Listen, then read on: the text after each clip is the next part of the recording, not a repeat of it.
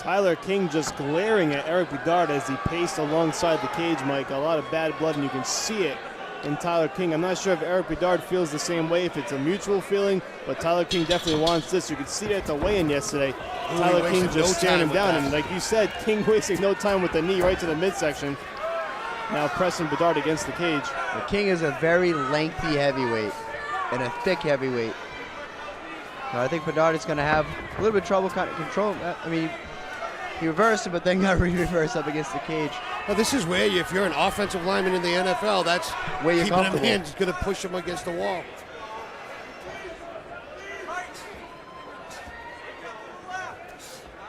Eric Bedard at one point in November of 2008 weighed 305 pounds. He had lost a lot of weight working out at Gillette's MMA. It basically started as a lifestyle change for him, and now it's really turned into a professional career. You've seen the transformation. Dropped a lot of weight since his last fight, too, as well, when he defeated Marcelo Pereira on November 18th. Yeah, I mean, you hear amazing stories like that. Like Joe Riggs. He used to, he fought at 170. I heard another amazing story. Scott Ream. Like, where'd you hear that one from? Wow. Yeah, I was 300 pounds when my oldest was born. Yeah. I mean, you have Joe Riggs. He was 300 pounds. He fought at 155 at one point. Amazing. Wow. It's amazing what the human body is capable of doing when you make it do it. It's amazing what I was capable of doing to my body. Opening minute plus of round number one. Tyler King has basically spent this entire time with Bedard pressed against the cage. To be honest, they should break. Nice good takedown. takedown. That was fantastic. He kind of lulled him. I agree, Scott. I think he caught him sleeping. Caught me sleeping. Really didn't see it coming. All of a sudden, nice job Bedard by Tyler to recover guard. Yeah, that was a great job, too, especially with a guy with long legs like that. Good hip flexibility. He's got the legs right back in place. He did a great job with wrist control while he was on his back. And Eric, good knee. Eric get off a nice right hand on the way out. Tyler's really working those knees. I'm sure King will be more cognizant of that. He's got him tied plumb, and unless he breaks that plumb, he's going to take a beating here. Bedard trying to sneak the nice uppercuts. That one got in. Little dirty boxing. Nice job. Nice job by Eric. Yeah, that's one way to break it. I'll tell you what, he stayed composed the whole time. That's one way to break the tied plumb is rip uppercuts. Nice job. I'm actually surprised that Bedard's doing so well, especially like you said, against the offensive. Nice step over trip there. Now Tyler King with a takedown. And he went to pass him out, and Eric did a great job of trapping him in the half. Yeah, right now I'd like to see Tyler kind of just shift his right shoulder over that way he can free up that foot and just start walking it up, and then he's doing he's working his head control pretty well, staying underneath Eric's chin. Gotta watch that headbutt. Yep. That should be a point, to be honest with you. It's kind of blatant. The exception of saying, watch this is a headbutt. Yeah.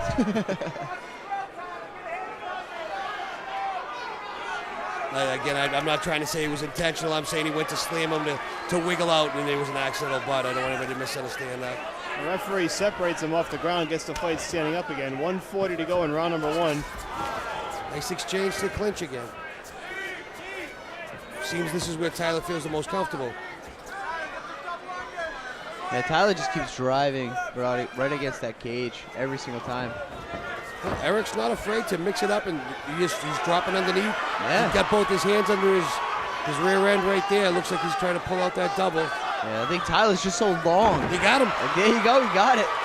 Nice step over, too. I'm done saying anything. Every time I say something, the exact opposite happens. Nice short elbows by Eric. Good hammer fist. He's doing a great job. And again, look at Tyler just attacking his balance to get him up.